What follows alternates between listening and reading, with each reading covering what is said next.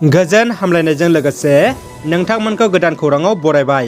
अन्नानै नोंथांमोना बे रादाबखौ जोबजासे नायलां। लोगोसे भिडिअखौ लाइक, कमेन्ट, शेयार आरो चेनेलाव गोदानै फैदोंब्ला साबस्क्राइब खालामनो गुरै खावलायबाय। दानिया फैदो लोगोफोर रादाबखौ मिथिलांनि। गिबि खौराङाव दङ दुलाराय बर' फरायसा आफादा दिनै क'क्राझार जिल्ला एबसुनि जथायै गोदान बोसोर रंजालि बैसागुखौ बरायनानै क'क्राझारनि KDSC गेलेग्रा फोथाराव सानसेनि मेहेरगोनां हाबाफारिजों रंजालि बैसागु खुंदों। बर'नि माहारियारि फोरबो रंजालि बैसागुखौ फालिनानै बर'नि हारिमु आरो बर' माहारिखौ बुहुमाव सिनायथि होनाय थांखिजों एबसुआ बोसोरफ्रोमबो रंजालि बैसागुखौ मेरै खुंबोबाय थाबोदों। लोगोसे माहारियाव गोजोन खौसेथि आरो गोरोबलायनाय लाबोनायाबो एबसुनि गुबै थांखि। हाबाफारि बायदियै फुंबिलिनि गोदान आर'जखौ जागायनानै आफादनि गोथार फिरफिलाखौ बेरहोयो मेरै एबसुनि आफादगिरि मानाव गेदेर मुर्शिद दिपेन बर'आ। बैसागुनि फिरफिलाखौ बेरहोयो डक्टर सुबुं बसुमतारिया आरो गोजोन खौसेथिनि थाखाय फारौ बेरहोयो एबसुनि गायसनगिरि सोद्रोमा आरो ट्राइबेल संघनि बारग' आफादगिरि मानगोनां मुर्शिद रनजित बरगयारिया।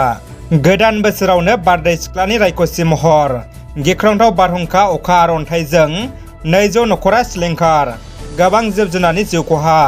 गासै बिटिआर आसामजों लोगोसे क'क्राझार जिल्लानि सिङाव थानाय गसाइगाव महकुमानि गासै गंब्रै गामि फारियै हेसपेस, सुकान, बावनाय, निलायजरा आरो हिलपुर ओनसोलाव थांनाय हरनि 8 रिंगासोआव गिख्रंथाव बारहुंखा, अखा आरो अन्थाइजों खमैबो 200 नखरफ्रा सिलिंखार जानांदों।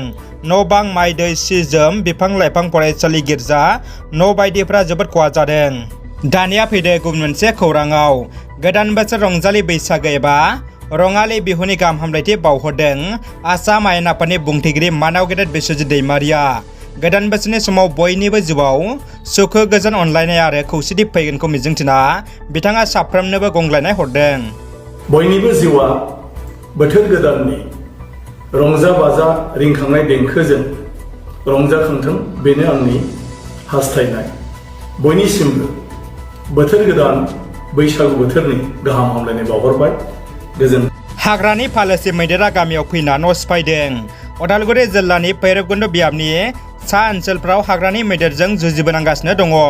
दिनै बरमखुलि गामिनि थागिबि मुर्सि थादिउस मिनुसनि न'खौ फालोसे मैदेरा हरनि समाव फैनानै सिफायफैयो होननानै खौराङाव मिथिहोदों। गोरिब न'खर बिथाङा खौरांनि गेजेरजों खहा जानायखौ सोरखारनिफ्राय मोनफिननो थाखाय आर'ज गाबदों। दानिया फैदो जोबथा खौराङाव। मिरु गुदि बाथौ आफादनि आफादगिरि देदला मांग्रा गयारि बिथाङा रंजालि बैसागुनि हामलायथि बावहरदों। रंजालि बैसागु फोरबोखौ लोब्बा लाखिनानै सान्थिपुर हालामनि सिङाव थानाय बिरेंसिगुरि गामिनि बाथौ सिबियारि रायजो राजाफ्रा गोजाम बोसोरखौ बिदाय होनाय आरो गोदान बोसोरखौ बरायनाय हाबाफारि खुंफुंदों। रादाबा एसेनोसै लोगोफोर। रादाबखौ जोबजासे नायनायनि थाखाय गासिनिसिमबो साबायखर आरो गोजोन हामलायनाय थाबाय। जै बर' हारिनि गोजोन्थों।